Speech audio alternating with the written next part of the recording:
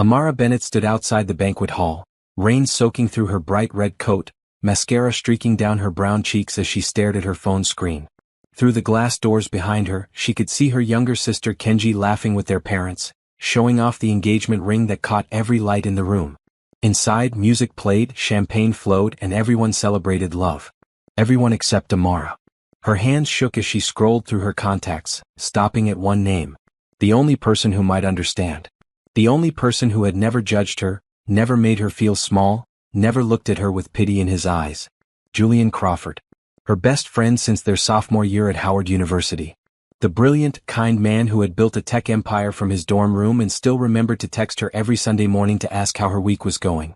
The man who was probably at some charity gala right now, surrounded by sophisticated people in a world so different from this small-town engagement party. She pressed call before she could change her mind. He answered on the second ring. Amara? Are you okay? The concern in his voice broke something inside her. Julian, I need to ask you something, and it's going to sound completely insane. Tell me. No hesitation. No judgment. Just those two words that meant he was listening. Tyler is here.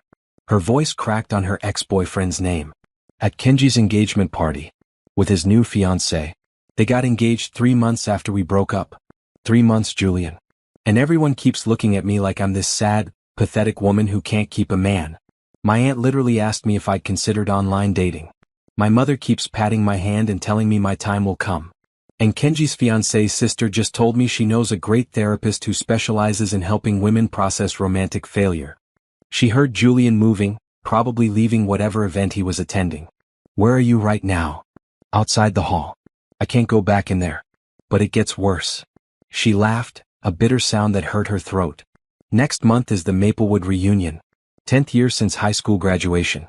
I already RSVP'd yes before Tyler announced he'd be there with his fiancée. Everyone from our class will be there, and they'll all see that I'm still alone while Tyler has moved on. While everyone has moved on. I run a successful marketing division, Julian. I've worked so hard. But all anyone back home cares about is whether I have a ring on my finger. Amara. His voice was steady, grounding. What do you need? This was the moment. The insane request she had been building up to. I need you to come home with me. To Maplewood. To the reunion. And I need you to pretend to be my boyfriend. Silence stretched between them. Amara closed her eyes, waiting for the gentle rejection, the reasonable explanation of why this was a bad idea. When do we leave? Julian asked. What? When do we leave? What dates?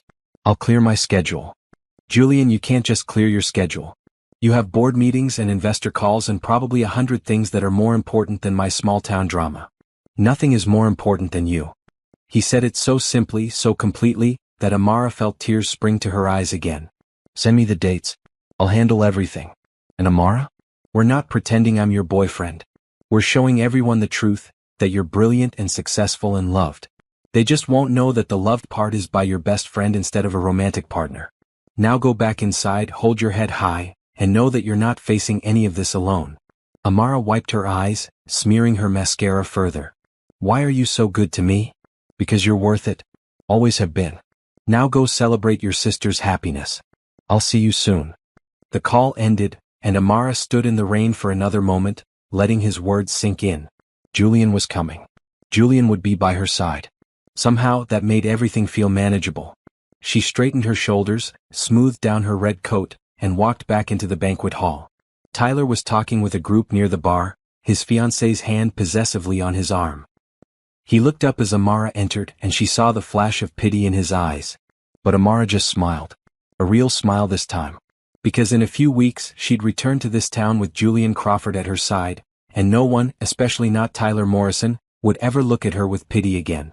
Have you ever felt invisible in a room full of people who should know you best? Have you ever needed someone so desperately that asking for help felt like admitting defeat? If Amara's story resonates with you, subscribe to follow her journey and comment below. Have you ever made a request that changed everything? The party continued around her. Her mother caught her eye from across the room and gestured for Amara to join them at the family table. Amara walked over, feeling lighter than she had all evening. There you are, sweetheart, her mother said, patting the chair beside her. We were worried about you. I'm fine, Mama. Just needed some air. Her sister Kenji leaned forward, her engagement ring catching the light. Are you sure you're okay? I know having Tyler here must be hard. Amara looked at her baby sister, at the genuine concern in her eyes, and felt a wave of love. Kenji hadn't invited Tyler to hurt her. The engagement party was just small enough that everyone from their social circle got invited, and Tyler had been part of that circle for years. I'm really okay, Amara said and meant it. Actually, I have good news. I'm bringing someone to the reunion next month. Julian. My friend from college. Her mother's eyes lit up. Julian? The one who started that computer company? Tech company, Mama. And yes, that Julian. Oh honey, that's wonderful. I can't wait to meet him properly. You've talked about him for years. Her mother paused, studying Amara's face. Is he just a friend or is there something more there? Amara felt her cheeks warm. The lie was necessary, she told herself. Just for a little while. Just to get through the reunion without everyone's pity. There's something more. We're together. Kenji squealed and clapped her hands. Finally. You two have been dancing around each other since college. I'm so happy for you. The guilt twisted in Amara's stomach, but she pushed it down. This was temporary. A favor between friends. After the reunion, she and Julian would quietly break up, and she'd tell everyone they decided they were better as friends. No harm done. Tell us about him, her Aunt Diane said, leaning in with eager interest. What's he like? What was Julian like? Amara could answer that honestly, at least. He's kind. Genuinely kind, not just polite. He remembers small things like how I take my coffee or that I love old bookstores. He's brilliant but never makes anyone feel stupid. He listens more than he talks. And he has this way of making you feel like you're the most important person in the room, no matter where you are or what else is happening. Her mother reached over and squeezed her hand. He sounds perfect, baby. He is, Amara said softly. And that was the truth. Julian was perfect. As a friend. As a person. And for the next few weeks, he'd be perfect as her pretend boyfriend too. Across the room, Tyler was staring at her again. But this time, Amara didn't look away. She held his gaze steadily, confidently, until he was the one who turned away first. The rest of the evening passed in a blur of congratulations for Kenji and questions about Julian. Amara fielded them all with growing confidence, describing her best friend to her family and watching their excitement build. By the time she said goodnight and headed to her hotel room, she was exhausted but no longer desperate. In her room, she found 3 text messages from Julian. The first, just booked my flights. Arriving 3 days before the reunion so we have time to prepare. The second, also booked us a suite at that boutique hotel you mentioned loving in your hometown. The one with the garden. The third, get some sleep. Everything is going to be fine. Better than fine. I promise. Amara sat on the edge of her bed, staring at those messages. Julian had spent the last few hours handling everything while she was at the party. He hadn't just agreed to help. He had immediately taken action, clearing his schedule, making arrangements, ensuring she wouldn't have to worry about any details. She typed back, "Thank you. I don't know what I'd do without you." His response came immediately, "Good thing you'll never have to find out. Good night, Amara. Sweet dreams." Amara fell asleep that night with her phone clutched in her hand, Julian's messages still glowing on the screen, and for the first time in months, she felt hopeful about the future. 3 weeks later, Amara stood in Julian's downtown office, watching the city spread out below them through floor-to-ceiling windows. The view from the 45th floor was stunning, all glass and steel and possibility. She'd been here countless times over the years, but today felt different. Today they were planning a deception. "Stop pacing," Julian said from behind his desk. He was wearing a navy blue suit that fit him perfectly, his dark brown hair slightly messy from running his hands through it during their earlier video conference with his Tokyo investors. "You're making me nervous." "I'm making you nervous? Julian, do you understand what we're about to do? We're going to lie to my entire hometown. To my family. To people I've known my whole life." Julian stood and walked around his desk, stopping directly in front of her. At 6 feet 2 inches, he had to look down to meet her eyes, and Amara had always loved that about him. He never made her feel small despite their height difference. "We're helping you through a difficult situation," he said gently. "Your hometown will see you happy and successful with someone who cares about you. All of that is true. The only thing we're adjusting is the label on our relationship." "Adjusting the label?" Amara repeated. "You make it sound so simple." "It is simple." Julian gestured to the leather couches by the window. "Come sit. We need to plan this properly." Amara followed him, sinking into the soft leather. Julian sat beside her, close enough that she could smell his cologne, the same cedar and bergamot scent he'd worn since college. First things first, Julian said, pulling out his tablet. We need a story. How did we get together? When? What changed? What changed? Amara murmured. That's a good question. We've been friends for 8 years, Julian. Why would we suddenly become something more? Maybe it wasn't sudden. Julian's voice was thoughtful. Maybe we've been dancing around it for years and something finally pushed us to acknowledge what was always there. Amara looked at him sharply. That's very convincing. He smiled, but something in his eyes made her heart skip. It needs to be. So let's say we got together 3 months ago. Right around the holidays. You came to my family's Christmas party, remember? We can say that's when things shifted. Amara did remember. Julian's mother had pulled her aside that night and asked, with too much hope in her voice, whether there was anything romantic between her and Julian. Amara had laughed it off, but Mrs. Crawford had looked disappointed.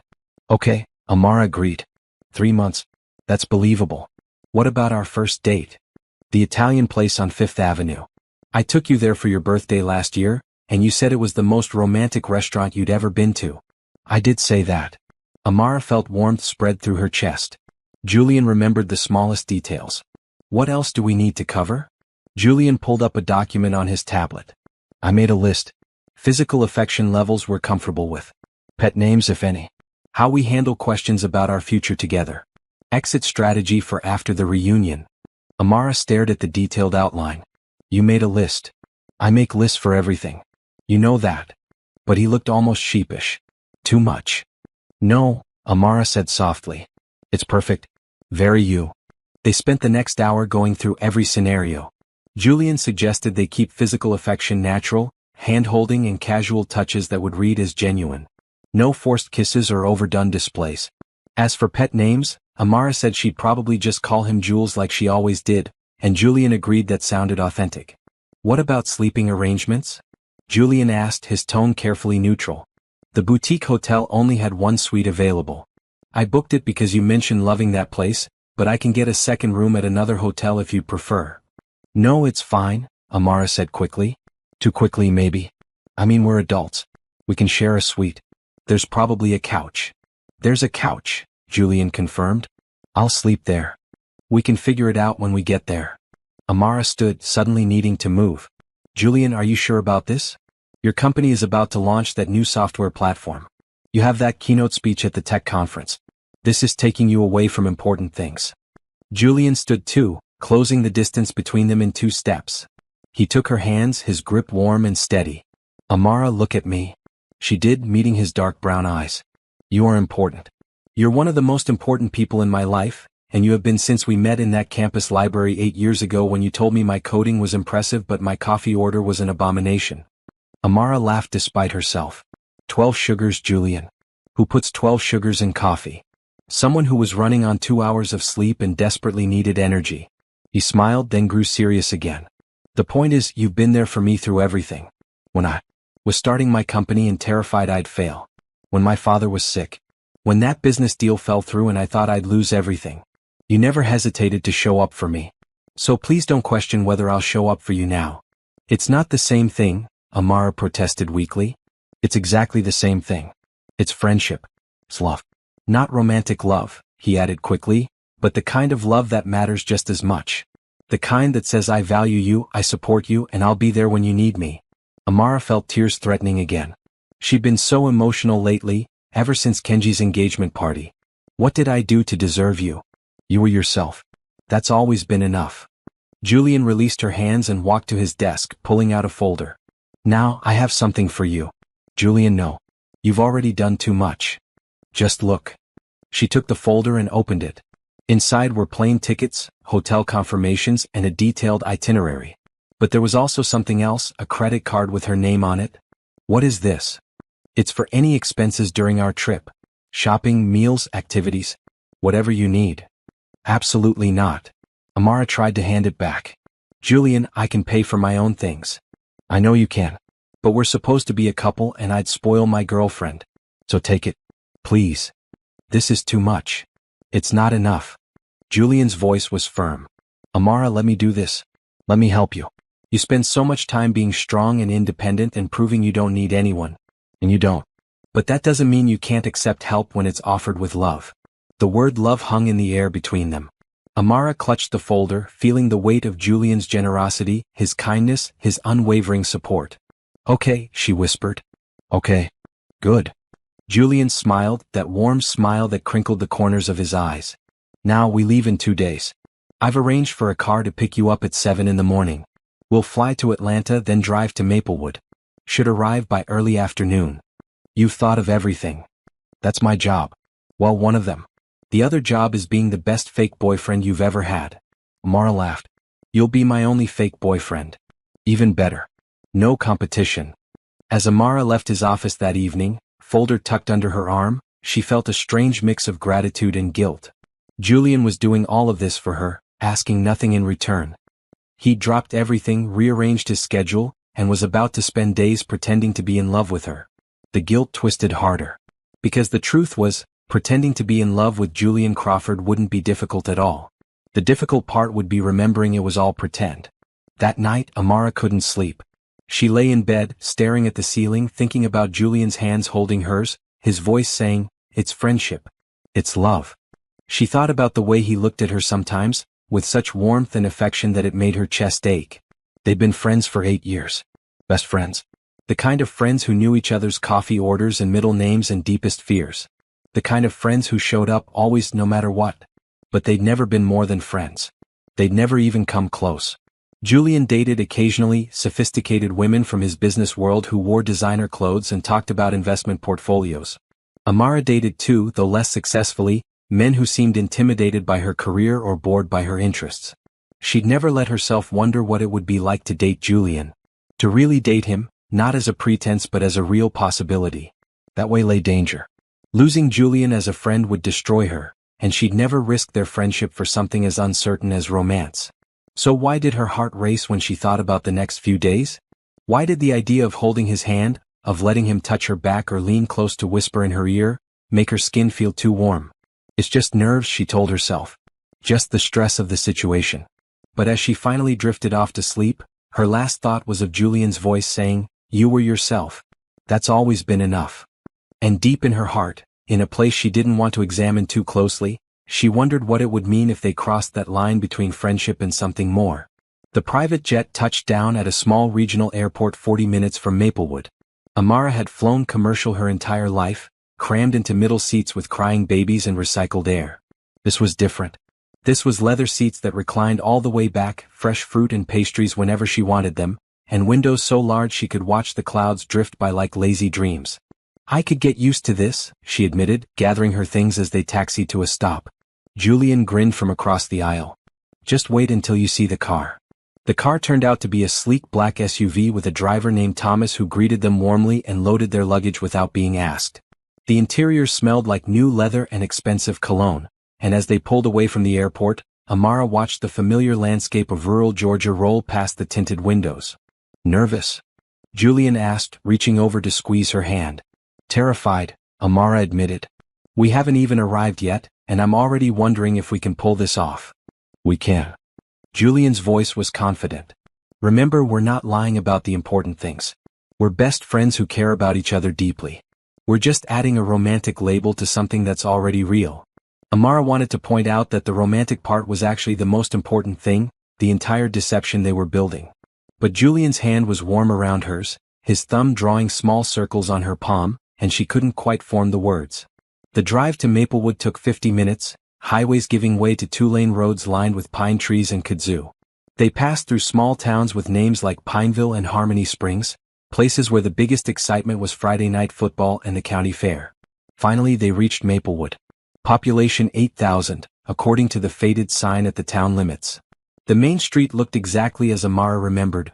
Brick storefronts, a diner with red vinyl booths visible through the windows, a hardware store that had been run by the same family for 3 generations. "It's charming," Julian said, looking out the window with genuine interest. "You grew up here?" "Born and raised. That's my elementary school." Amara pointed to a low brick building. "And that's the library where I spent every Saturday. And that church is where Kenji's getting married next month." Thomas drove them through town to the boutique hotel on the outskirts. The Magnolia Inn was painted pale yellow with white trim, surrounded by gardens that would be spectacular in another month when everything bloomed. Right now, in early spring, green shoots were just beginning to push through the soil. "It's beautiful," Julian said as Thomas pulled up to the front entrance. "My parents brought me here once for Mother's Day brunch when I was 12, Amara said. "I thought it was the fanciest place in the world." They checked in at the front desk, where a woman with kind eyes and silver hair handed them an old-fashioned brass key. "Room 7, top floor. It's our best suite. Mr. Crawford, your assistant called ahead with special requests. Everything has been arranged." "Special requests?" Amara asked as they climbed the stairs. Julian smiled mysteriously. "You'll see." The suite was gorgeous. Hardwood floors, antique furniture, and windows overlooking the gardens. But what made Amara gasp was the vase of red roses on the table, the box of chocolate truffles from her favorite chocolatier in Atlanta, and the bottle of wine with a note in Julian's handwriting, "To new beginnings and old friends." "Julian," Amara breathed. "This is too much. It's what a boyfriend would do." He set down his suitcase, looking around the room. "There's the couch I mentioned. Looks comfortable enough."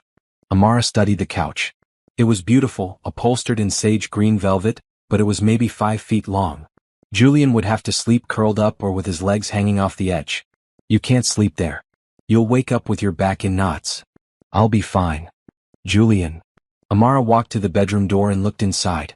The bed was enormous, a 4-poster king covered in white linens and about a dozen decorative pillows. "The bed is huge. We're both adults. We can share." "Are you sure?" "Positive. We've slept in the same room before." That had been during their senior year spring break when a group of them rented a beach house and room assignments got confused. Amara and Julian had ended up sharing a room with twin beds, and it had been completely fine. Comfortable even. "Okay," Julian agreed. "But I'm taking the left side. I always sleep on the left." "Fine by me. I'm a right-side sleeper anyway." They unpacked, hanging clothes in the wardrobe and claiming bathroom counter space. It felt domestic and easy, this casual intimacy of sharing space with someone who knew your habits. Julian left the bathroom door open while brushing his teeth, and Amara didn't think twice about walking in to grab her face wash. "Your parents invited us to dinner tonight," Julian said, reading a text on his phone. 6 o'clock at their house. Amara's stomach flipped. "Tonight? Already?" "They're excited to meet your boyfriend." Julian said the word with a slight smile. "I'm excited to meet them properly too. I've only talked to your mother on the phone a few times over the years." "They're going to love you," Amara said, and meant it. Everyone loved Julian. He had this way of making people feel heard, feel valued. It was part of what made him such a successful businessman, but it was also just who he was as a person. They spent the afternoon exploring the town. Julian wanted to see where Amara grew up, so she took him to her childhood home, a modest 2-story house with blue siding and a porch swing. Her parents had moved to a smaller place closer to town a few years ago, but the memories remained. "I had my first kiss on that porch," Amara said, pointing to the spot. "How old were you?" 14. "Bobby Patterson. Braces and everything. It was terrible." Julian laughed. "My first kiss was in a science lab. I knocked over a beaker trying to lean in." "Smooth. I've improved since then. I hope." There was something in his voice that made Amara look at him sharply, but his expression was neutral, focused on the house. They walked through downtown, stopping in the bookstore where Amara used to spend her allowance. The owner, Mrs. Chen, recognized her immediately and pulled her into a hug. "Amara Bennett. Look at you, all grown up and beautiful. And who is this handsome man?" "This is Julian. My boyfriend." The word felt strange in her mouth, but Mrs. Chen beamed. "Boyfriend? It's about time. You were always too focused on your books to notice the boys chasing after you in high school." "Boys were not chasing after me," Amara protested. "Oh honey, you were oblivious. Half the football team had crushes on you." Mrs. Chen turned to Julian. "She was brilliant. Top of her class. We all knew she'd do something special." Julian slipped his arm around Amara's waist, the touch feeling natural even though they'd never stood like this before. "She still is. Brilliant and special both." Amara felt heat rise in her cheeks. The way Julian looked at her when he said those words, the warmth in his voice, it would convince anyone they were in love. They bought a few books, Julian insisting on paying despite Amara's protests. As they left the store, his arms stayed around her waist, and Amara found herself leaning into him slightly. "You're good at this," she murmured. "At what?" "The boyfriend thing. The touching and the compliments. It feels real." Julian was quiet for a moment. Maybe that's because the foundation is real. I do think you're brilliant. I do think you're special. Those aren't lies, Amara. At 6 o'clock they arrived at her parents' house. The moment Amara's mother opened the door, she was pulled into a tight hug. There's my baby girl. And this must be Julian. Her mother stepped back, studying Julian with the assessing gaze only mothers possess. My goodness, you're tall. And handsome. Amara didn't mention handsome. Mama, Amara groaned. I'm just stating facts. Come in, come in. Dinner's almost ready. The house smelled like Amara's childhood. Collard greens and cornbread and her mother's famous fried chicken. Her father stood in the living room, wearing his favorite green cardigan, and extended his hand to Julian. Marcus Bennett. Good to finally meet you, son. Amara's talked about you for years. All good things, I hope, Julian said, shaking his hand. Mostly. Her father's eyes twinkled. She mentioned you put 12 sugars in your coffee. That concerns me. I've reduced it to 6, Julian said solemnly. Under Amara's supervision. Her father laughed, and just like that, Julian was in. They sat down to dinner, and Amara watched Julian charm her parents effortlessly. He asked about her father's work as a high school math teacher, listened intently to her mother's stories about the church choir, and complimented every dish with genuine enthusiasm. So how did you two finally get together? Her mother asked, passing the green beans. Amara mentioned it happened around Christmas. Julian reached under the table and found Amara's hand, threading their fingers together. It was at my family's Christmas party. Amara was wearing this deep red dress and she was laughing at something my cousin said. And I just looked at her and thought, how have I been this blind for 8 years? Amara stared at him. They discussed the story, but Julian had added details they hadn't planned. The red dress was real. She had worn that to his family's party. But the way he described looking at her, the way his voice softened, that was all Julian. I told her that night, Julian continued. Couldn't wait another minute. I said, Amara, I've been in love with you for longer than I want to admit, and I need to know if there's any chance you feel the same way. And what did you say? Her mother asked Amara. Amara's mouth was dry. She squeezed Julian's hand, trying to find her voice. I said yes. I said I'd been feeling the same way but was too afraid to risk our friendship. Love is always a risk, her father said quietly. But the best things in life usually are. They finished dinner and moved to the living room for coffee and pie. Amara's mother showed Julian photo albums, pointing out embarrassing pictures of Amara from childhood. Julian studied each one with interest, laughing at her gap-toothed school photos and her ill-advised bangs phase in middle school. She was beautiful even then, Julian said softly. Still is, her father added. Inside and out. As the evening wound down, Amara's mother walked them to the door. She hugged Amara tightly, then pulled Julian down to kiss his cheek. You take care of my girl, she said. Always, Julian promised. In the car back to the hotel, Amara was quiet. Julian kept glancing at her, concerned. What's wrong? Did I overstep at dinner? No, you were perfect. Too perfect. Amara turned to look at him. Julian, the way you talked about us getting together, the details about the red dress and telling me you loved me. Where did that come from? Julian was silent for a moment, his jaw working. It made the story more believable. That's all. Right? Amara said slowly. Believable. But as they pulled up to the Magnolia Inn, as Julian came around to open her door like he always did, Amara couldn't shake the feeling that something had shifted between them. The line between pretend and real was starting to blur, and she wasn't sure if that thrilled her or terrified her. Maybe both. The next morning, Amara woke to sunlight streaming through the gauzy curtains and the smell of coffee. She sat up, disoriented for a moment before remembering where she was. The Magnolia Inn. Sharing a room with Julian. She looked at the other side of the bed. Empty, but the pillow still held the indent of his head. She'd been so nervous about sharing a bed with him, but it had been fine. Easy even. They'd both stuck to their sides, and Amara had fallen asleep to the sound of Julian's steady breathing. She found him on the small balcony outside their room, already dressed in dark jeans and a bright blue button-down, 2 coffee cups in front of him. Morning, he said, smiling at her. I ordered room service. Your coffee is the one with 3 creams and 2 sugars. Amara took the cup gratefully, settling into the chair beside him. The gardens below were beautiful in the morning light, birds singing in the magnolia trees. Sleep okay? Julian asked. Better than I expected. You. Same. That bed is incredibly comfortable. He paused. I didn't crowd you, did I? I tried to stay on my side. You were perfect. Amara sipped her coffee. What's the plan for today? Julian pulled out his phone, checking their itinerary. Your sister invited us to lunch at her place. She wants to go over some final wedding details and she's excited to meet me. Then tonight, there's that welcome dinner at the community center for reunion attendees. The dinner? Amara groaned. I forgot about that. Everyone will be there. All my old classmates, their spouses, probably half the town. Hey. Julian reached over and took her hand. We've got this. You're not alone. They spent the morning walking around town, stopping at the farmer's market in the square.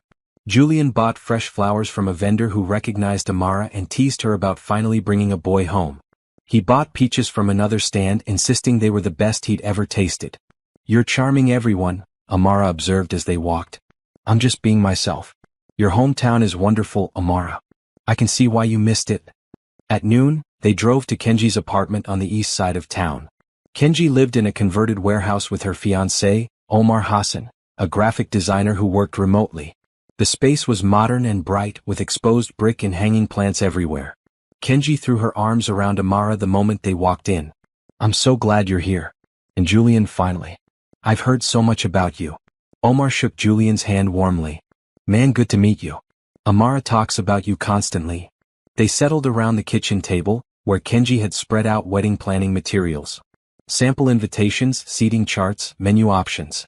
Amara helped her sister sort through choices while Julian and Omar talked about design software and tech startups. So, Kenji said, lowering her voice as the men moved to the living room.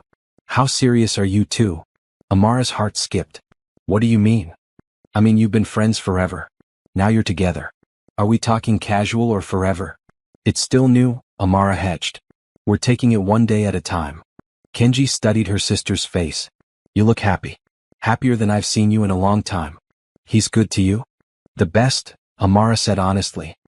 He's been so supportive through everything. That's love, Kenji said simply. Not the grand gestures or the fancy words. It's showing up. Being there. Mama always said you can tell how someone really feels by their actions, not their promises. Amara thought about Julian clearing his entire schedule, flying across the country, pretending to be her boyfriend just because she asked. If actions spoke louder than words, what was Julian saying? Over lunch, Kenji dropped a bombshell. Omar's parents are flying in from Egypt next week for the wedding. And Julian, I know this is last minute, but would you be willing to say a few words at the reception? As Amara's partner, you're practically family now. Amara nearly choked on her water. Kenji, that's too much to ask. I'd be honored, Julian said smoothly. Thank you for including me. After lunch, as they drove back to the hotel, Amara turned to Julian. You don't have to speak at the wedding. That's beyond what I asked for. I want to. Julian kept his eyes on the road. Your sister is important to you, which makes her important to me. Besides, I'm good at public speaking. Comes with the job. Back in their room, they had 2 hours before the welcome dinner. Amara tried on 3 different dresses, suddenly caring far too much about how she looked. The green one, Julian said from the doorway. Definitely the green one. Amara looked down at the emerald dress. It was pretty, fitted at the waist with a flowing skirt. You think? I know. You look beautiful. The word hung in the air between them. Beautiful. He'd called her that before, but always casually, the way friends do. This felt different. Amara changed into the green dress and spent longer than usual on her makeup and hair. When she emerged from the bathroom, Julian was adjusting his tie in the mirror. He changed into gray slacks and a burgundy shirt that brought out the warmth in his brown skin. We look good, Amara said, studying their reflection together. We do. Julian offered his arm. Ready to face everyone? The community center was packed when they arrived. Long tables covered in white cloths, balloons in the school colors of blue and gold, and what seemed like hundreds of people all talking at once. The moment Amara walked in, heads turned. Is that Amara Bennett? Someone called out. Within seconds, she was surrounded by former classmates. Brittany Rodriguez, who had been head cheerleader. Daniel Park, who had been student council president. Rachel O'Connor, who had been Amara's lab partner in chemistry. And Tyler Morrison, standing by the punch bowl with his fiancée watching the commotion. Julian stayed at Amara's side as she made introductions, his hand resting lightly on the small of her back. Everyone wanted to know about her job, her life in the city, and especially about Julian. Julian Crawford, Brittany repeated, her eyes wide. The Julian Crawford? From Crawford Technologies. That's me, Julian said modestly. I read about you in Forbes, Daniel said, extending his hand.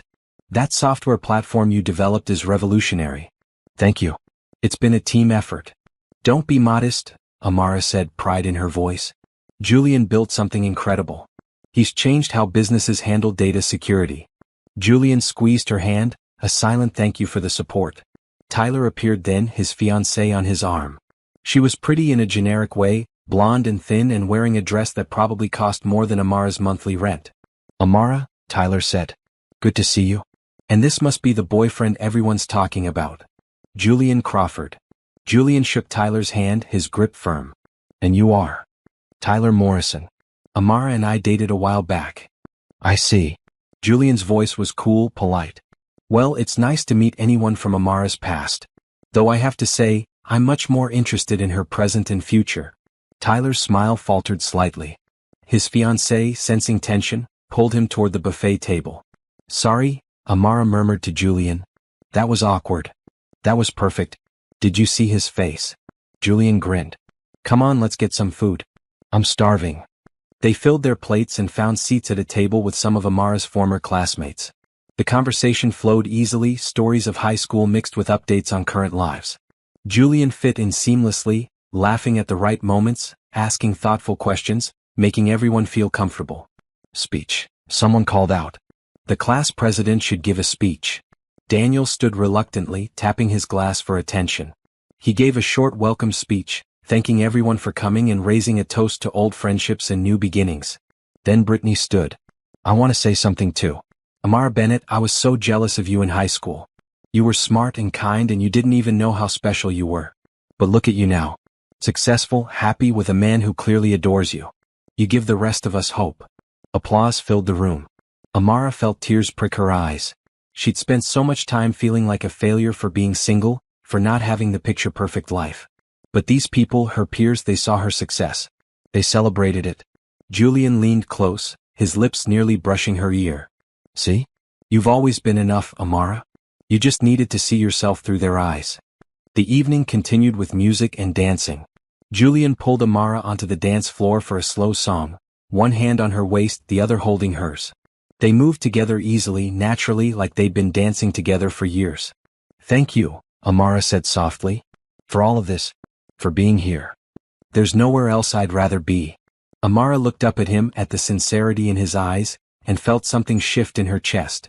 This was supposed to be pretend. A favor for a friend. But the way Julian held her, the way he looked at her, it felt terrifyingly real. Over Julian's shoulder, she saw Tyler watching them, his expression unreadable. But for once, Amara didn't care what Tyler thought. All that mattered was this moment, this feeling, this man who had shown up for her without hesitation. As the song ended, Julian didn't immediately let go. They stood there, swaying slightly, their faces close enough that Amara could count his eyelashes. Amara, he started, his voice low. Yeah. Nothing.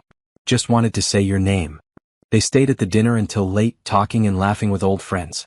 By the time they got back to the hotel, Amara was exhausted but happy. She changed into pajamas while Julian took the first shower, and when he emerged in sleep pants and a t-shirt, his hair damp, she felt that shift in her chest again. Today was good, Julian said, climbing into his side of the bed. Really good. Amara turned off the lights and settled under the covers. Everyone loves you, of course. I wasn't trying to make them love me. I was trying to make them see what I see. What do you see? Julian was quiet for so long that Amara thought he'd fallen asleep. Then, in the darkness, he said, I see someone extraordinary who doesn't realize how extraordinary she is. Someone who lights up every room she enters. Someone who deserves to be celebrated, not pitted. Amara's throat tightened. Jules. Go to sleep, Amara. Big day tomorrow. But Amara lay awake for a long time, listening to Julian breathe, feeling the warmth of his body on the other side of the bed. Everything about this felt right. Comfortable. Like they'd been doing this forever. And that scared her more than anything. Amara woke to the sound of music drifting through the open window. She stretched, reaching across the bed before remembering Julian wasn't there. His side was empty, the sheets cool. She found him again on the balcony. This time he was on his phone, speaking quietly. I understand, but you'll need to handle it without me. I trust your judgment. Yes, I'll review the contracts when I'm back, but for now you have full authority to proceed. He paused, listening. Sarah, I know it's unusual for me to be out of touch, but this is important. I'll be available for emergencies only. He ended the call and turned to find Amara watching from the doorway. Work? She asked. Just delegating. Nothing I can't handle. He smiled, but there was tension around his eyes. Ready for the festival? The Maplewood Spring Festival was a town tradition going back decades. Every year, the main street closed to traffic and filled with vendors, games, and food stalls. There were competitions for everything from pie baking to sack races, and everyone in town participated. Amara and Julian walked hand in hand down Main Street, taking in the organized chaos. Children ran past with balloons, the smell of funnel cakes and barbecue filled the air, and somewhere a band played bluegrass music. This is amazing, Julian said, looking around with genuine delight. My neighborhood in the city doesn't do anything like this. Wait until you see the couples competition, Amara said. It's ridiculous but fun. Couples competition? Various games and challenges. Winners get their names on a plaque in the town hall and free dinner at Rosie's Diner for a year. We should enter, Julian said immediately. Absolutely not. It's embarrassing. Tyler and I entered once and we came in last place. Then it's time to redeem yourself. Julian squeezed her hand. Come on. It'll be fun. Before Amara could protest, Julian was dragging her to the registration table. They signed up as Team Crawford, which made Amara laugh. Shouldn't we be Team Bennett? She asked. I like the sound of Team Crawford better. Has a nice ring to it. The competition consisted of 5 challenges spread throughout the afternoon. The first was a 3-legged race, where couples had to navigate an obstacle course with their legs tied together. Julian and Amara practiced for 5 minutes, stumbling and laughing before their heat began. Left, right, Julian chanted as they moved, and somehow they found a rhythm. They weren't the fastest, but they didn't fall, finishing third in their heat. The second challenge was a water balloon toss. Couples stood opposite each other, tossing a water balloon back and forth while taking a step back after each successful catch. The last couple with an intact balloon won. Amara had good aim from her softball days, and Julian had steady hands. They made it to the final 3 couples before their balloon burst, soaking Julian's blue shirt. You did that on purpose, he accused, laughing. Did not. You moved left when you should have stayed still. I definitely stayed still. You threw high. They were both laughing too hard to care who was right. The third challenge was a cooking competition. Each couple received a mystery basket of ingredients and 20 minutes to create a dish. Amara and Julian stared at their basket. Chicken breast, peaches, spinach, and rice. I've got this, Amara said, taking charge. She'd watched enough cooking shows to have ideas. They made a peach-glazed chicken with spinach rice, working together smoothly. Julian chopped while Amara cooked, and when the timer went off, their dish looked and smelled impressive. The judges, 3 local restaurant owners, tasted all the entries and declared Amara and Julian's dish the winner. They were now tied for first place overall. I didn't know you could cook like that, Julian said as they walked to the next challenge. There's a lot you don't know about me, Amara teased. Then I guess I'll have to keep paying attention. The fourth challenge was trivia about each other. Couples sat back to back and answered questions about their partner's preferences, memories, and habits. It was designed to show how well couples knew each other. Amara was nervous. She and Julian knew each other well, but these questions could be tricky. What's your partner's coffee order? The host asked. Amara and Julian both answered instantly and correctly, earning a point. Where did your partner grow up? Another point. What's your partner's biggest fear? Amara wrote, failure, without hesitation. Julian wrote, letting down people I love. When they compared answers, both were right. They answered every question correctly, earning a perfect score. The crowd applauded and someone called out, now that's a couple who really knows each other. The final challenge was a dance competition. Nothing formal, just couples dancing to 3 different songs of varying tempos. Judges would score on coordination, connection, and entertainment value. The first song was upbeat, something country and fun. Julian spun Amara out and back, both of them laughing. The second song was slower, and they moved together naturally, Julian's hand on her back, their steps perfectly synchronized. The third song was a wild card, a swing number that had most couples stumbling. But Julian surprised her. I took lessons in college, he admitted. My mother insisted. He led her through moves Amara barely knew, twirling and dipping her, and she followed instinctively, trusting him completely. When the music ended, the crowd erupted in applause. The judges deliberated for 5 minutes before announcing the winners. Julian and Amara. Team Crawford had won the entire competition. They received their trophy, a ridiculous plastic thing shaped like two interlocked hearts, and their names were indeed added to the plaque in the town hall. As they posed for photos, Amara caught Tyler watching from the crowd, his expression sour. "Best afternoon ever," Julian declared as they walked through the festival, trophy tucked under his arm. They stopped at various booths, buying handmade candles and local honey. Julian insisted on playing carnival games, winning Amara a stuffed bear at the ring toss. They ate corn dogs and shared a funnel cake, powdered sugar dusting their clothes. As the sun began to set, they found themselves at the Ferris wheel. The line was short, the operator an elderly man who smiled toothlessly at them. "Last ride of the night," he said. "Make it a good one." They climbed into the gondola, and as the wheel lifted them into the air, the entire town spread out below them. Lights twinkled in the growing darkness, music floated up from the street, and Amara felt a contentment she hadn't experienced in years. "This was perfect," she said softly. Julian turned to look at her. They were at the very top of the wheel, suspended in the twilight. "Amara, can I ask you something?" "Of course." He hesitated, seeming to choose his words carefully. "Do you ever wonder what would have happened if we'd met differently? If we hadn't been friends first?" Amara's heart began to race. "What do you mean?" "I mean, what if we'd met at a party or through mutual friends who introduced us specifically because they thought we'd be good together? Do you think we would have dated? Or would we still have ended up as friends?" The question hung in the air between them. Amara thought about it, really thought about it. "I don't know," she admitted. "I think we would have been attracted to each other. But the friendship, that foundation we built, I think that's what makes us, us." "Yeah," Julian said quietly. "The foundation." The Ferris wheel descended, and the moment passed. But as they walked back to the hotel, Julian's hand in hers, Amara couldn't stop thinking about his question.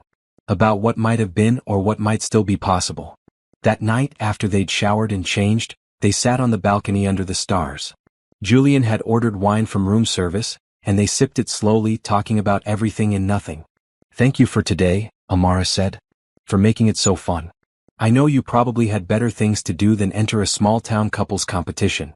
There was nothing better I could have been doing." Julian set down his wine glass. "Amara, I need you to understand something. This week, being here with you, it's not a sacrifice. It's not a favor I'm doing that I resent. I'm exactly where I want to be. But your work, your meetings, can wait. Will wait. You're more important." Amara felt tears threaten. "What? Why am I so important to you?" Julian looked at her for a long moment. "Do you really not know?" Before Amara could answer, her phone rang. It was her mother, asking if they could come to lunch tomorrow with some extended family who wanted to meet Julian. Amara said yes, and by the time she hung up, the moment with Julian had passed. They went to bed soon after, both exhausted from the day. But as Amara lay in the darkness, she kept replaying Julian's question. "Do you really not know?" What didn't she know? That Julian cared about her? She knew that. That he was a good friend? She'd always known that. But was he asking something else? Implying something else? Amara rolled onto her side, facing Julian's back. In sleep he looked peaceful, younger somehow. She wanted to reach out and touch him, to see if he'd wake up, to ask him to finish the conversation they'd started. But she didn't. Because she was afraid of the answer. Afraid of what it would mean if Julian felt something more than friendship. Afraid of ruining what they had by wanting more. So she closed her eyes and tried to sleep, even as her heart raced with questions that had no easy answers. The next morning brought unexpected rain, the kind of spring storm that rolls in fast and stays for hours. Amara woke to the sound of rain against the windows and Julian's voice speaking quietly on the phone in the bathroom. "I understand the concern, but I trust the team to handle it. If the investors are nervous, schedule a video call for next week when I'm back." Pause. "No, I'm not cutting this trip short. This is important. More important than the investors realize." Amara sat up as Julian emerged, his hair damp from the shower. He wore jeans and a red sweater that made his brown eyes seem even warmer. "Morning," he said. "Looks like the festival cleanup will be postponed today. Everything okay with work?" Amara asked. Julian sat on the edge of the bed, close enough that she could smell his soap. "Minor crisis with the new software launch. Nothing that can't wait. How'd you sleep?" "Good. You?" "Fine." But there were shadows under his eyes that suggested otherwise. They had brunch at a small cafe downtown, rain streaming down the windows. The place was packed with festival stragglers escaping the weather. They ordered omelets and coffee, settling into a corner booth. So, Julian said, stirring sugar into his coffee. 6 sugars now as promised. What's the plan for the rest of the week? More family time, Amara said. My mother wants you to meet everyone. Aunts, uncles, cousins. The full Bennett family experience. I'm looking forward to it. You say that now. Wait until my Aunt Diane starts asking when we're getting married. Julian paused mid-sip. Is that likely? Guaranteed. She asked me about marriage when I was dating Tyler after only 3 months. With you, the successful billionaire boyfriend, she'll probably start planning the wedding before dessert. And what would you say? Julian asked quietly. If she asked? Amara felt heat rise in her cheeks. I'd say we're taking things slow. That we want to enjoy being together without pressure. That's a good answer. Julian set down his cup. Amara, can we talk about something? That sounds serious. Not bad serious. Just honest. He took a breath. This pretending, it's gotten complicated. For me at least. Amara's heart began to pound. Complicated how? Because the lines are blurring. When we hold hands or dance or sleep in the same bed, it doesn't feel like pretending anymore. Feels real. And I'm not sure how to separate what's for show and what's actually happening between us. Amara stared at him, her mouth dry. Jules? I'm not saying this to pressure you or to make things awkward. I just think we should be honest with each other about what we're feeling. We've always been honest, right? That's the foundation of our friendship. Right? Amara managed. Honest.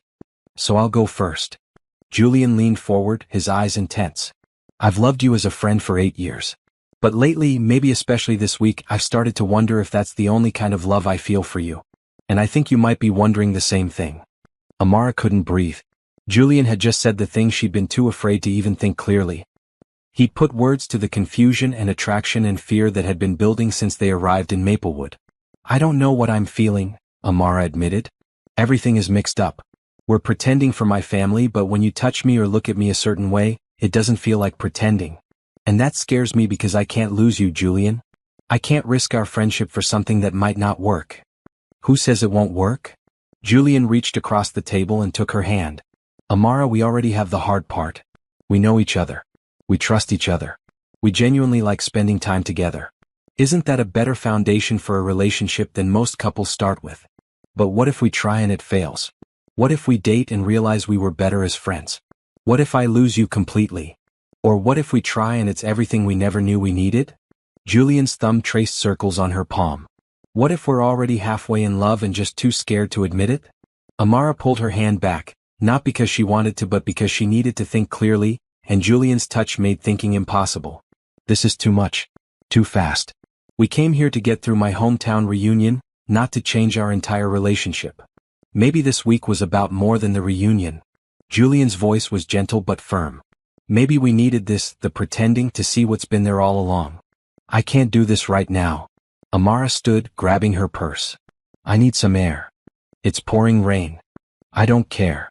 She walked out of the cafe, rain immediately soaking through her coat. She walked without direction, just needing space to process everything Julian had said. He loved her. Or was falling in love with her. Or had been in love with her and was finally admitting it. And she, what did she feel?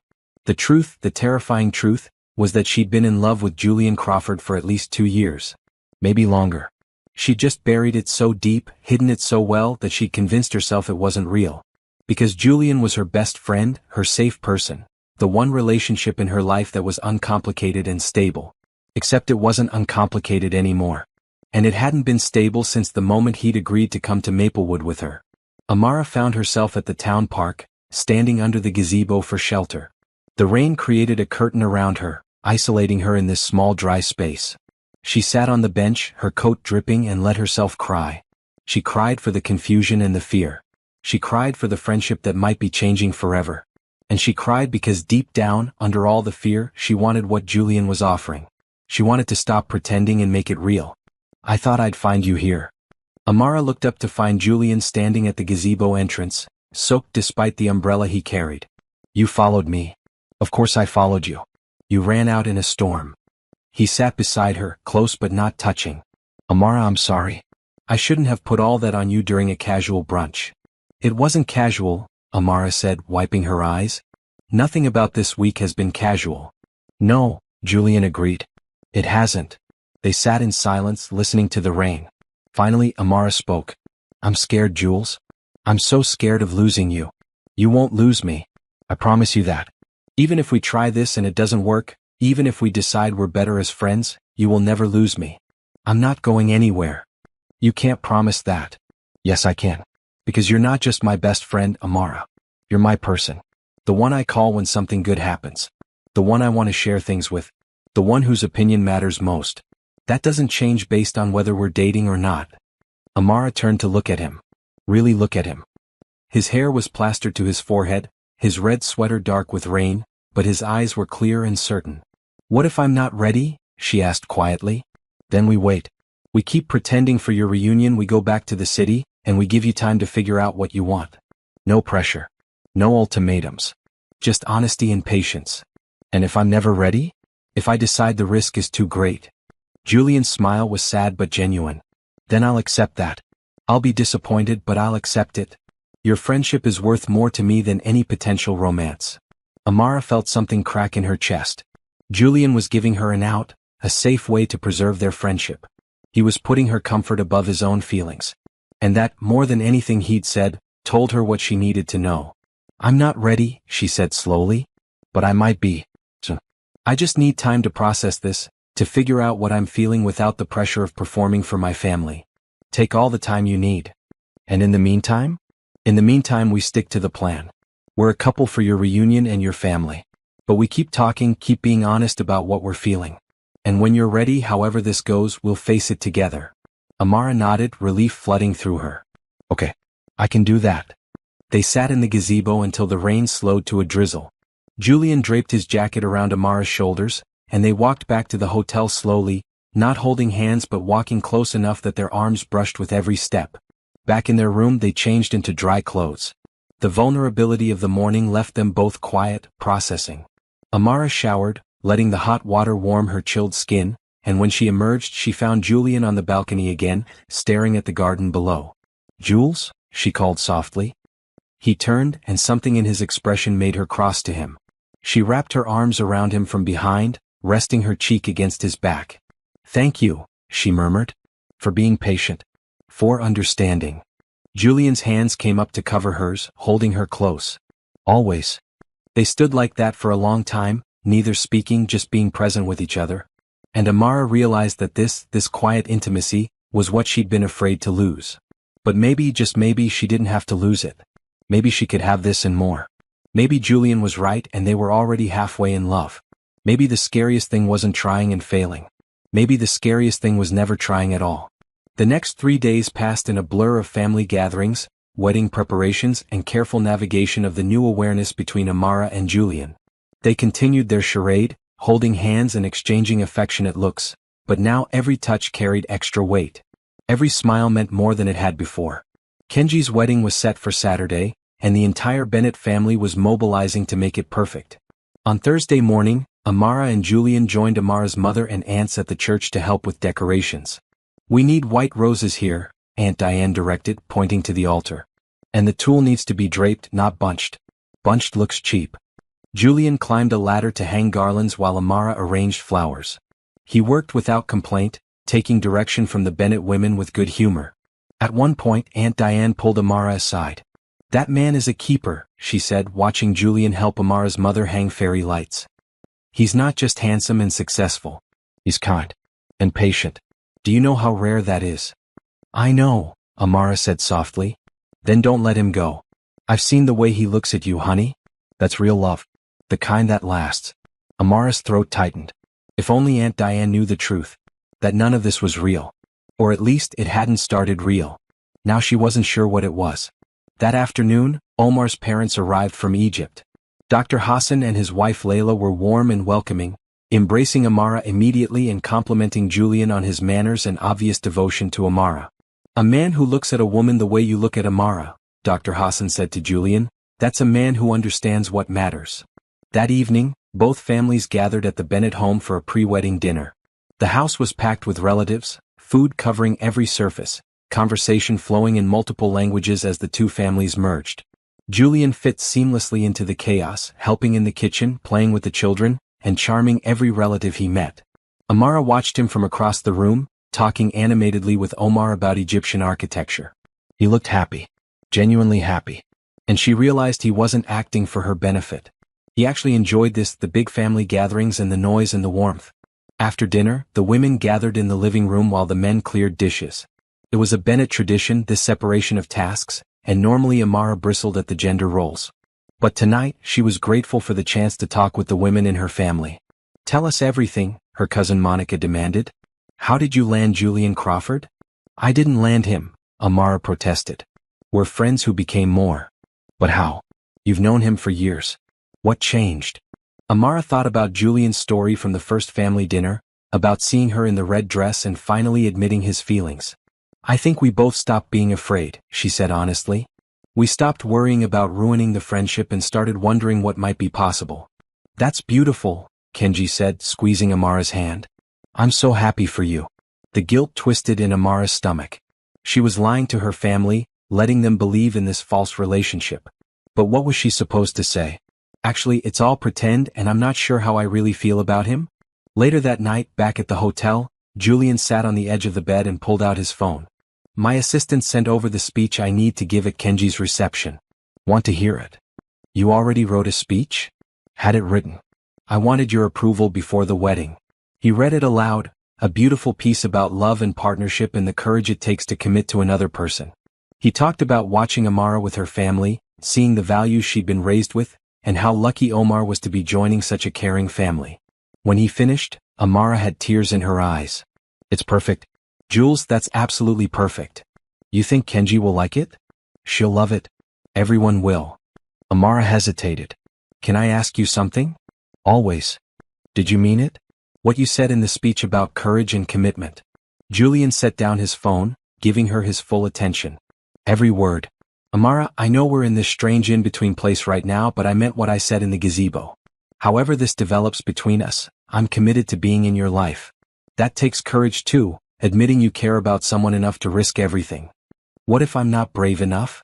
Amara whispered. "You're the bravest person I know. You left this small town to build a career in the city. You took on projects at work that terrified you. You asked me to come here even though it meant being vulnerable. You're already brave, Amara. You just need to trust yourself." That night, as they lay in the darkness, Amara spoke into the quiet. "Jules? Are you awake?" "Yeah. I've been thinking about what you said. About us maybe being in love and not admitting it." She felt him shift, turning toward her. "And? I think you might be right. I think I've been in love with you for a while. I just couldn't let myself acknowledge it because I was so afraid of losing you." Julian was quiet for a long moment. Then, "Can I hold you?" "Yes." He moved across the bed and Amara rolled into his arms. They fit together perfectly, her head on his chest, his arms wrapped securely around her. It felt like coming home. "I love you," Julian said into her hair. "Not just as a friend. As everything. And I'm willing to wait as long as you need to catch up to where I am. But I needed you to know that. No more hiding." Amara pressed her face into his chest, breathing in his familiar scent. "I'm catching up," she promised. "Faster than you think." They fell asleep like that, tangled together, and when Amara woke in the morning, Julian's arms were still around her. She didn't move, didn't want to break the peace of the moment. Instead, she lay there, feeling his heartbeat against her cheek, and let herself imagine what it would be like if this was real. If they woke up like this every morning. If she could turn her head and kiss him and know that he was hers and she was his. The thought didn't terrify her as much as it had a week ago. Instead, it felt right. Natural. Like a path she'd been walking toward without realizing it. Julian stirred, tightening his hold on her. "Morning," he murmured, his voice rough with sleep. "Morning. Did you sleep okay?" "Better than I have in months." He pulled back just enough to look at her. "Amara, about last night?" "I meant it," she said quickly. "Everything I said. I do love you, Jules. I'm just still figuring out what that means." "That's enough," he said, smiling. "That's more than enough." The wedding was the next day and there was still so much to do. But for now, in this quiet morning moment, Amara let herself just be. Be held. Be loved. Be exactly where she needed to be. Friday brought a flurry of last-minute wedding preparations. The rehearsal was scheduled for 3 in the afternoon, with a dinner following at the same restaurant where Amara and Julian had met her parents on their first night in Maplewood. Amara spent the morning with Kenji, helping her sister finalize seating arrangements and pack for her honeymoon to Greece. They worked at Kenji's apartment, wedding dress hanging in the corner like a beautiful ghost. "Are you nervous?" Amara asked, checking names off the seating chart. "Terrified," Kenji admitted. "Not about marrying Omar. I'm sure about him. But about everything else. What if I trip walking down the aisle? What if I forget my vows? What if someone objects during the ceremony?" Amara laughed. "No one is going to object. And if you trip, Omar will catch you. That's literally what marriage is, catching each other when you fall." Kenji looked at her sister thoughtfully. "When did you get so wise about relationships?" "I'm not wise. I'm just observing." "Observing Julian, you mean?" Kenji smiled. "You two are really good together, you know. I've never seen you this happy." Amara felt the familiar guilt twist in her stomach. The lie had become so natural that sometimes she forgot they were pretending. "He makes it easy to be happy. That's how Omar makes me feel. Like everything is easier when he's around." Kenji paused in her packing. "Can I tell you something?" "Of course. I was worried about you. After Tyler you seemed so closed off. Like you'd decided love wasn't worth the risk. But now, seeing you with Julian, I can see you've opened up again. It gives me hope that you'll be okay no matter what happens in life." Amara's eyes burned with tears. If only Kenji knew the truth. If only Amara could tell her that this whole thing was fake, an elaborate pretense to save face at the reunion. But she couldn't. Not now, not with the wedding tomorrow. "I'll be okay," Amara said softly. "We'll both be okay." The wedding rehearsal at 3 o'clock was organized chaos. The wedding party consisted of Kenji's two best friends as bridesmaids, Omar's brother and cousin as groomsmen, and a flower girl who kept trying to eat the petals instead of scattering them. Julian sat in the front pew, watching as the coordinator directed everyone through their steps. When it was Amara's turn to walk down the aisle as maid of honor, she caught Julian's eye. He smiled at her, that warm smile that made her heart skip, and something inside her shifted. This was real. Not the boyfriend-girlfriend label, but the feeling underneath. The love that had been growing for years, nurtured by friendship and trust and all those small moments that added up to something extraordinary. After the rehearsal, everyone headed to the restaurant. Julian drove, one hand on the wheel and the other holding Amara's. "You okay?" he asked. "You've been quiet." "Just thinking." "About?" "About how much can change in a week. I came to Maplewood dreading the reunion, feeling like a failure. Now I feel like I've figured something important out." "What's that?" Amara squeezed his hand. "I'll tell you soon. I promise." The rehearsal dinner was lovely. The families mingled easily now, comfortable with each other. Toasts were made to the happy couple, stories were told, and laughter filled the private room the Bennetts had reserved. When it was time for Julian to give his speech as Amara's partner, he stood and cleared his throat. The room fell silent. "I've only known the Bennett and Hassan families for a week," Julian began, "but I feel like I've known you much longer because Amara has told me about you for years. She talks about her sister Kenji with so much love and pride. About her parents who taught her the value of hard work and kindness. About extended family who supported her dreams even when they didn't fully understand them." He paused, finding Amara's eyes. "Love takes many forms. There's the romantic love that brought Kenji and Omar together. But there's also the love of family, the love of friendship, the love that says, 'I choose you every day no matter what.' That's what I see in this family. That's what I've experienced this week. And I'm honored to be here celebrating two people who understand that love is not just a feeling, it's a choice. A daily commitment to show up for each other." The room erupted in applause. Kenji was crying happy tears and even Omar looked emotional. But Julian was still looking at Amara, and she understood what he was really saying. He was choosing her. Every day. No matter what. After dinner, as they drove back to the hotel, Amara couldn't stop thinking about Julian's words. The choosing, the commitment, the daily showing up. That's what he'd been doing for 8 years. Choosing her friendship. Showing up when she needed him. And now he was offering more. Not demanding it, not pressuring her, just offering. Waiting patiently for her to be ready. Back in their room, Amara stood on the balcony while Julian changed for bed. The night air was cool and smelled like honeysuckle. Tomorrow was Kenji's wedding. The day after that was the reunion. And then they'd go home, back to their regular lives and have to figure out what this week had meant. Julian joined her on the balcony, wearing sleep pants and a t-shirt. He stood beside her, not touching, giving her space. "Your speech was beautiful," Amara said. "I meant every word. I know you did." She turned to face him. "Jules, I need to tell you something." "Okay." I'm ready. Or I'm almost ready. I'm scared still, but I think being scared is okay. What matters is that I don't want to go back to the city and pretend this week didn't happen. I don't want to fake break up and lose whatever this is between us. Julian's expression was cautious, hopeful. What are you saying? I'm saying I want to try. Really try. Not pretend dating but actual dating. You and me figuring this out together.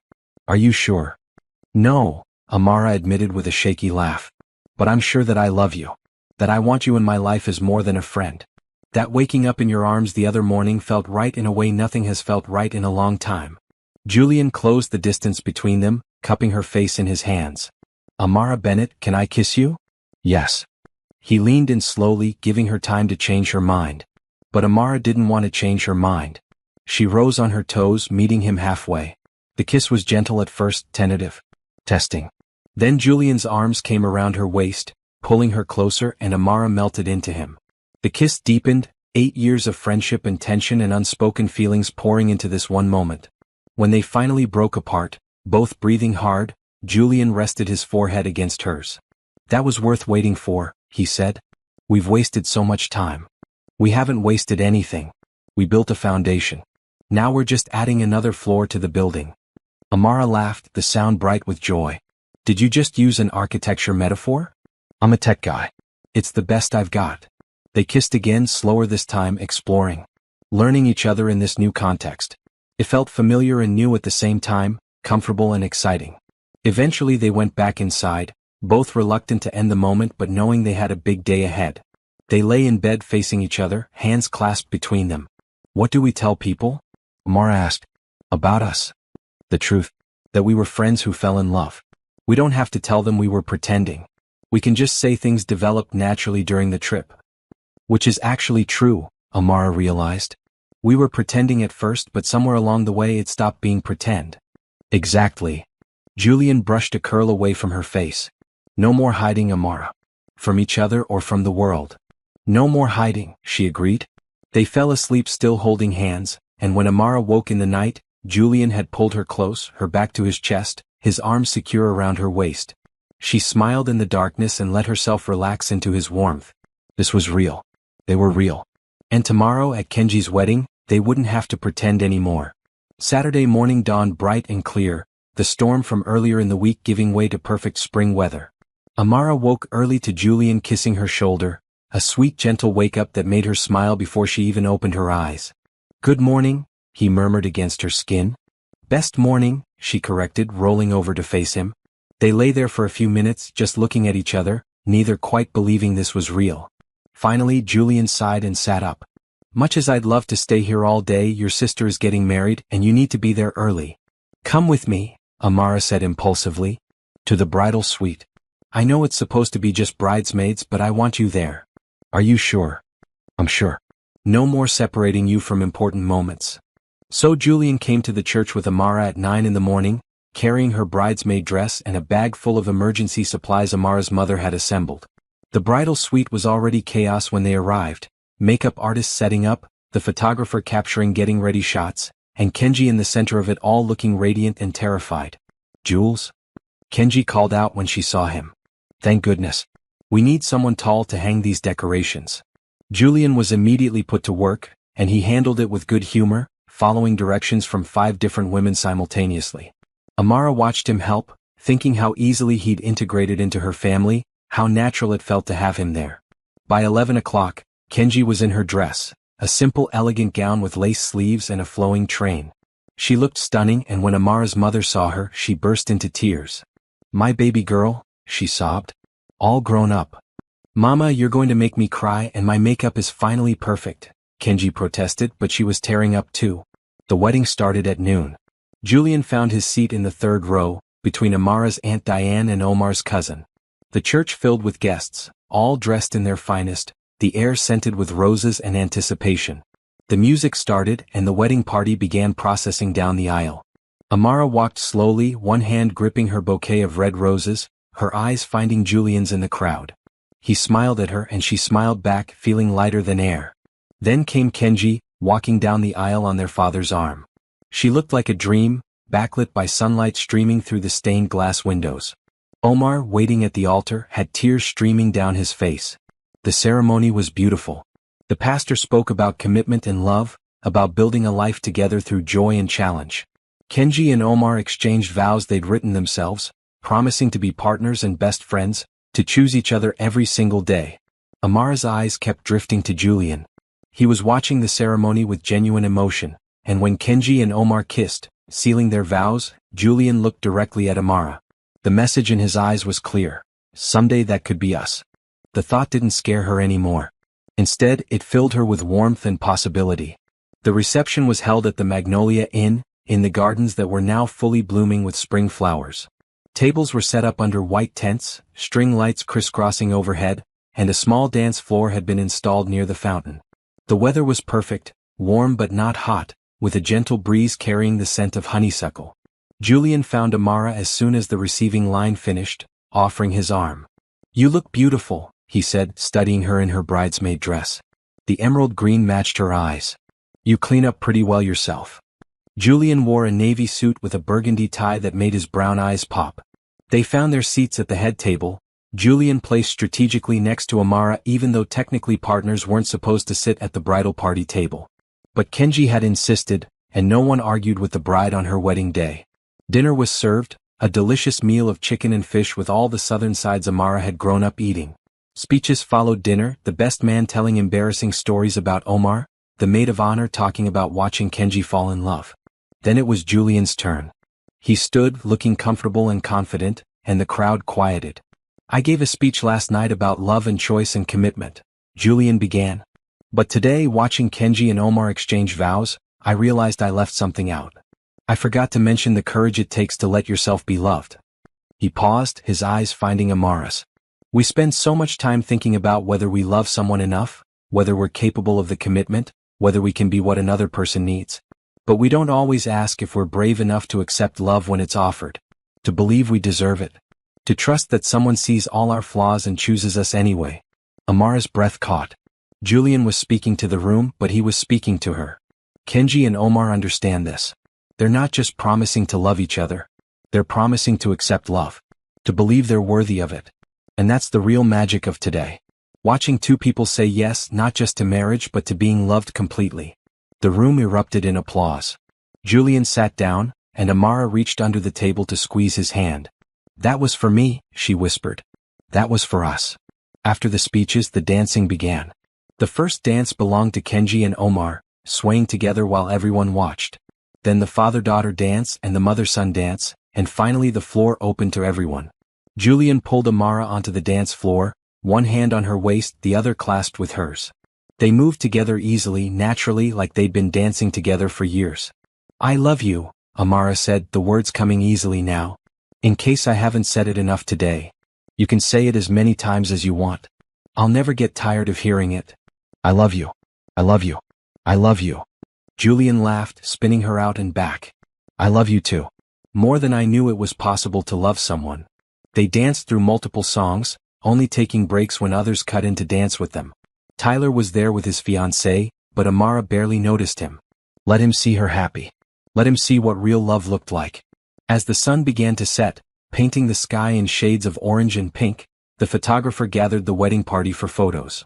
Amara stood with her sister, watching the photographer position people.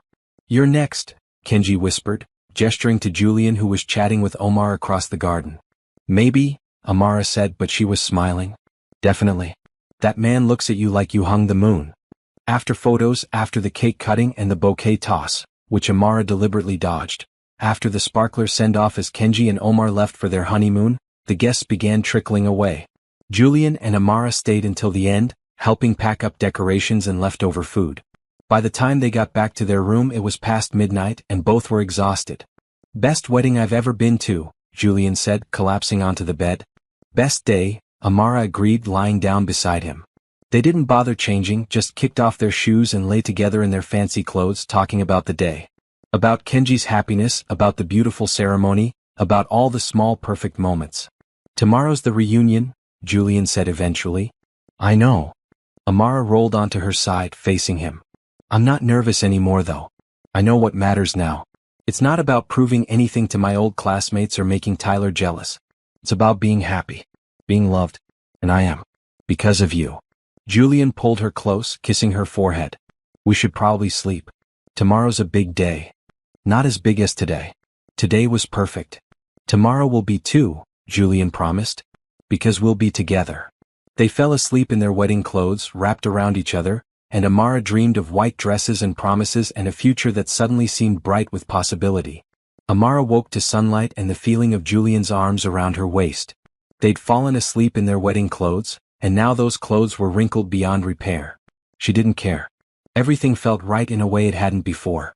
Julian stirred, pressing a kiss to her neck. Morning. Morning. Amara rolled over to face him. We fell asleep in our fancy clothes. Worth it. I wasn't letting go of you for anything. He studied her face, brushing curls away from her forehead.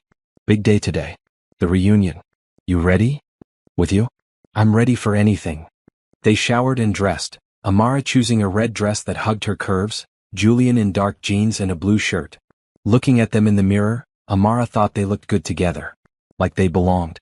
The reunion was being held at the high school gymnasium, transformed with decorations and a photo booth and tables full of yearbooks and memorabilia. They arrived at 2 o'clock to a crowd already gathering, people greeting old friends and comparing notes on the past 10 years. Amara. Brittany Rodriguez rushed over, pulling her into a hug. I'm so glad you came. And Julian, wonderful to see you again. They were immediately swept into conversations, catching up with people Amara hadn't seen since graduation. Julian stayed at her side, attentive but not overbearing, letting her have her reunions while making it clear he was there if she needed him. Tyler and his fiancée arrived around 3. Amara saw them enter but felt nothing. No anger, no jealousy, just indifference. Tyler had been important once, but he wasn't anymore. He was just a guy she used to date, someone who hadn't appreciated what he had. Want to get some air? Julian asked after an hour of socializing. They stepped outside to the football field where Amara had spent Friday nights in high school, cheering at games. The field was empty now, quiet, the bleachers casting long shadows in the afternoon sun. How are you doing? Julian asked, taking her hand. Good. Really good, actually. Amara leaned against him. This morning I realized something.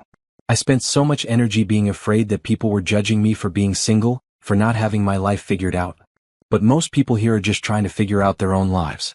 They're not thinking about my relationship status. And even if they were, Julian added, it wouldn't matter.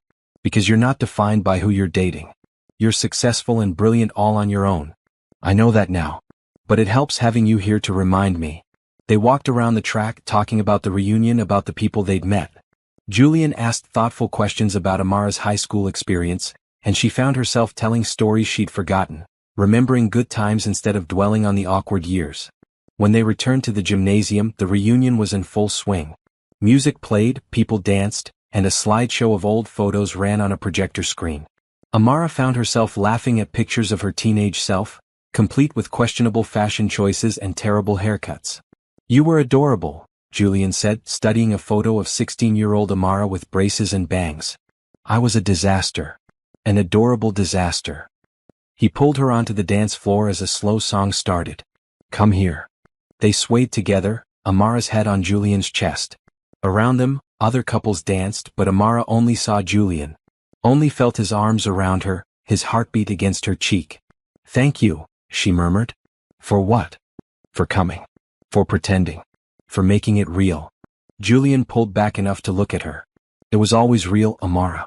The love was always there. We just finally acknowledged it. Best acknowledgement of my life. Mine too. The song ended, but they kept swaying, not ready to let go.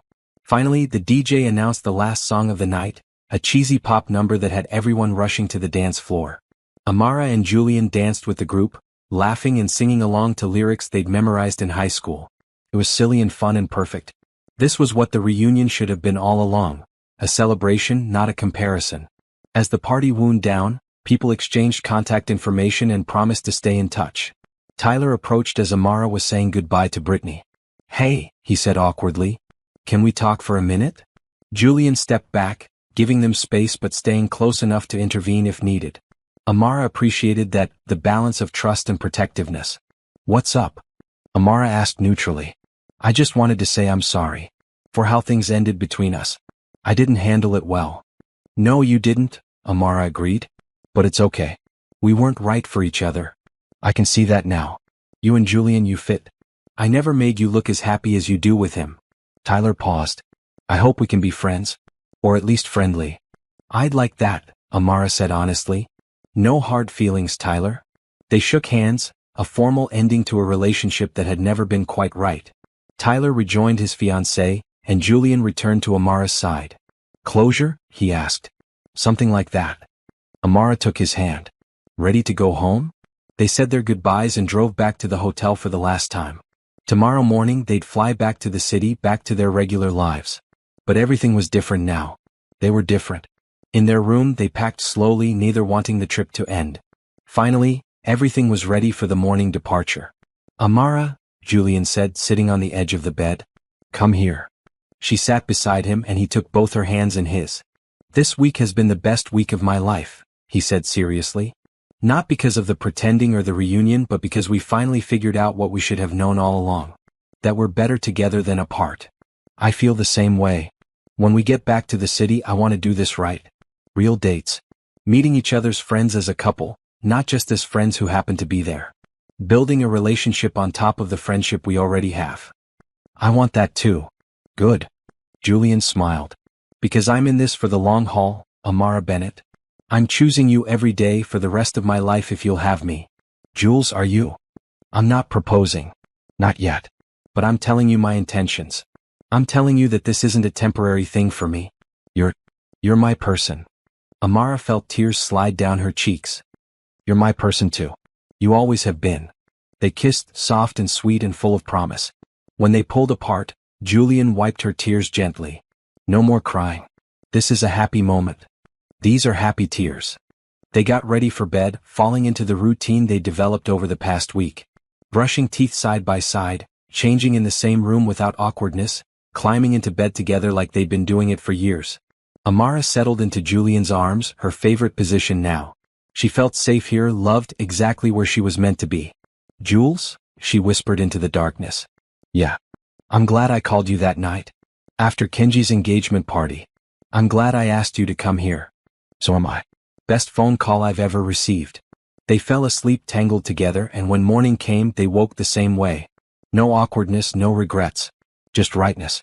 The flight home was quiet, both lost in their own thoughts. As the plane descended into the city, Amara looked out at the skyline and felt a surge of excitement. This was their city.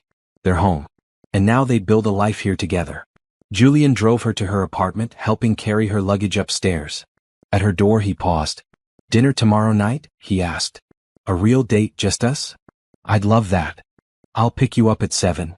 He kissed her long and slow. I love you, Amara. I love you too. Amara watched him walk to the elevator, already missing him even though she'd just seen him. As soon as he disappeared from sight, her phone buzzed. Julian, already counting down until tomorrow. Thank you for the best week of my life. Amara, it was all pretend until it wasn't. Now it's everything. Julian, now it's everything. See you tomorrow, love. Amara entered her apartment, looking around at her familiar space with new eyes. This was her life, her career, her apartment, her independence. And now she had Julian too, not as a replacement for those things but as an addition to them. Someone to share the good days and help through the bad ones. She unpacked slowly, putting away clothes and toiletries, thinking about the week. She'd gone to Maplewood dreading the reunion, terrified of judgment, convinced she was a failure for being single. She'd come back knowing her worth, understanding that love wasn't about proving anything to anyone. It was about finding someone who saw you completely and chose you anyway. That night, Amara video called Kenji, who was in Greece on her honeymoon. Tell me everything, Kenji demanded. How was the reunion? Perfect. But that's not the important part. What's the important part? Julian and I are together. Really together. Not pretend anymore. Kenji squealed so loud that Omar appeared on screen, groggy and confused. What's happening? Amara and Julian are together, Kenji explained, bouncing excitedly. Finally, Omar said, then disappeared back to bed. Finally? Amara repeated. Girl, everyone could see you two were in love except you. I'm just glad you figured it out. Kenji's face softened. I'm really happy for you. Julian's good for you. He brings out the best parts. He does, Amara agreed. How's the honeymoon? Incredible. Greece is beautiful. But I can't wait to hear all about your date tomorrow. Call me after? They talked for another hour, Kenji sharing stories about Santorini and Amara recounting the reunion. By the time they hung up, Amara was exhausted but happy. She fell asleep in her own bed, alone for the first time in a week. But she didn't feel lonely. She felt loved. Because Julian was across the city, probably thinking about her the same way she was thinking about him. The next morning, Amara went to work, catching up on emails and projects. Her colleagues noticed something different about her, a lightness that hadn't been there before. Good vacation? Her boss asked. The best, Amara confirmed. At 7 that evening, Julian picked her up for their date. He wore dark jeans and a green shirt that made his eyes look even warmer. She'd chosen a maroon dress, wanting to look perfect for their first real date. You're beautiful, Julian said, offering his arm. You're biased. I'm honest. He took her to a small Italian restaurant, intimate and romantic with candles on every table. They ordered wine and pasta, talking easily about everything and nothing. It felt just like their normal dinners, except now Julian could reach across the table and hold her hand without pretense. Now he could look at her with all his feelings showing and she could look back the same way. After dinner they walked through the city hand in hand. The streets were busy with evening crowds, but Amara only saw Julian. Only felt his presence beside her, solid and real and permanent. I've been thinking, Julian said as they walked, about what comes next. For us. And? I don't want to rush things. We have time to figure this out. But I also don't want to waste time being cautious when I know what I want. What do you want? Julian stopped walking, turning to face her. The city moved around them, traffic and people and noise, but in that moment it was just the two of them. I want mornings waking up beside you. I want to build my life around yours, not because I'm giving up anything but because adding you makes everything better. I want dinner conversations and lazy Sundays and to be the person you call when something good or bad happens. I want all of it, Amara. The boring parts and the exciting parts and everything in between. Amara's heart felt too big for her chest. That's exactly what I want too. Then let's do it. Let's build this life together. Slowly, carefully, but together. Together, Amara agreed. They kissed on the city street, oblivious to the people walking around them. When they pulled apart, both were smiling. Come home with me, Julian said. Not for anything except to spend more time together. I don't want this night to end yet. They went to Julian's penthouse, all glass and modern furniture with a view of the entire city. Amara had been here countless times, but tonight it felt different. Tonight she was here as his girlfriend, his partner, his person.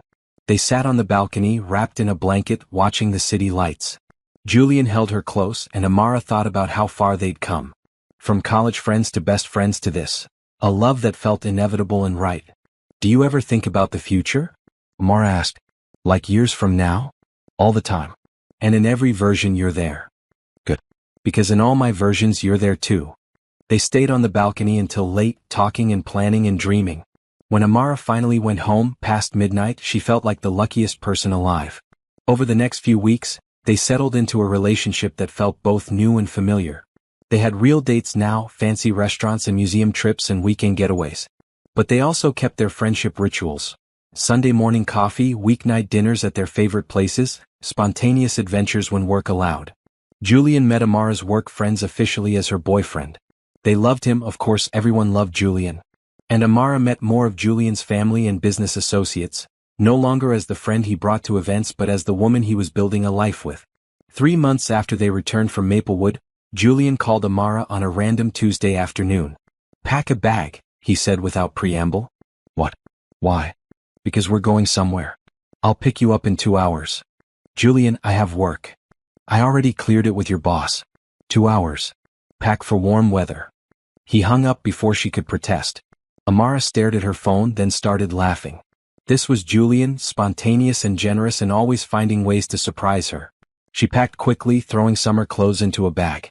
2 hours later, Julian appeared at her door, grinning like a kid with a secret.